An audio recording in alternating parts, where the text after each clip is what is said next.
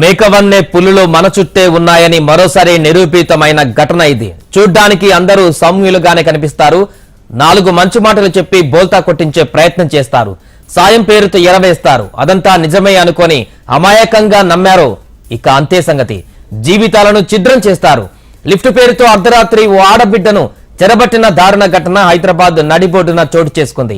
సాయం పేరుతో మహిళను వంచించి అఘాయిత్యానికి పాల్పడ్డాడు ఓ కామాంధుడు. మహిళ నిస్సహాయతను ఆసరాగా చేసుకుని కీచక పర్వానికి పాల్పడ్డాడు. అంతటితో ఆగకుండా తన స్నేహితులను కూడా పిలిపించి గ్యాంగ్ రేప్ చేశాడు. 10 రోజుల క్రితం జరిగిన ఈ ఘటన ఆలస్యంగా వెలుగులోకి వచ్చింది. మహిళలకు అసలు రక్షణే లేదా? అర్ధరాత్రి ఒంటరిగా కనిపిస్తే చాలు దారుణాలకు పాల్పడతారా? ఈ దారుణం ఎక్కడో మారుమూల ప్రాంతంలో జరగలేదు. ఆధునిక సమాజం హైటెక్ సిటీగా గొప్పగా చెప్పుకునే గ్రేటర్ హైదరాబాద్ లో ఈ పైశాచికత్వం చోటు చేసుకుంది. కళ్ళ నిండా కామాన్ని నింపుకున్న కీచకులు ఒంటరి మహిళపై ఇంతటి దారుణానికి ఒడిగట్టారు. రాత్రి తార్నాకలో బస్సు కోసం ఎదురు చూస్తున్న మహిళను లిఫ్ట్ పేరుతో నిర్మానుష్య ప్రాంతానికి తీసుకువెళ్లి గ్యాంగ్ రేప్ కు పాల్పడ్డారు. ఈ ఘటనతో హైదరాబాద్ లో మహిళల భద్రతపై మరోసారి అనుమానాలు రేకెత్తుతున్నాయి, భయాందోళనకు దారితీస్తున్నాయి.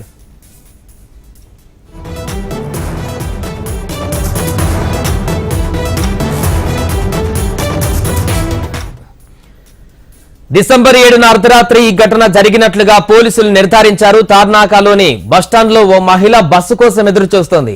అదే సమయంలో అటుగా వెళుతున్న ప్రశాంత్ నగర్ కు చెందిన 32 ఏళ్ల బర్నయేసు అనే వ్యక్తి ఆమెను చూశాడు. మెల్లిగా ఆమెతో మాటలు కలిపాడు. ఆ తర్వాత తాను కూడా అటే వైపు వెళ్తున్నానని ప్రశాంత్ నగర్ లో దింపేస్తానని తెలిపాడు. అతని మాటలు నమ్మిన మహిళ బైక్ ఎక్కింది. ఆ తర్వాత ఆమెను నేరుగా నిర్మానుష్యంగా ఉన్న ప్రశాంత్ నగర్ రైల్వే క్వార్టర్స్ ప్రాంతానికి తీసుకువెళ్లాడు. అక్కడ ఆమెపై అత్యాచారానికి పాల్పడ్డాడు. అంతటితో ఆగకుండా తన స్నేహితులైన మరికొంతమందికి ఫోన్ చేసి మరీ పిలిపించాడు. వారు కూడా ఆమెపై అత్యాచారానికి పాల్పడ్డారు.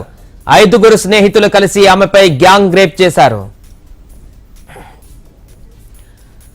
బాధిత మహిళను బెదిరించారు. ఎవరికైనా చెబితే చంపేస్తామంటూ తీవ్ర స్థాయిలో బెదిరించారు. ఈ 5 ఒకరైన మధు యాదవ్ మహిళను లాలాపేటలో దింపి పరారయ్యాడు. ఆ మహిళ రాత్రి ఎలాగలోగా ఇంటికి చేరుకుంది. తీవ్ర భయానికి గురైన ఆమె ఇంట్లో వారికి ఏ విషయాన్ని చెప్పలేదు.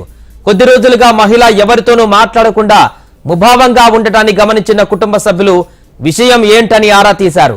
మొదట చెప్పడానికి సంశయించిన ఆమె ఆ తర్వాత బోరున ఏడుస్తూ విషయాన్నంతా చెప్పుకువచ్చింది.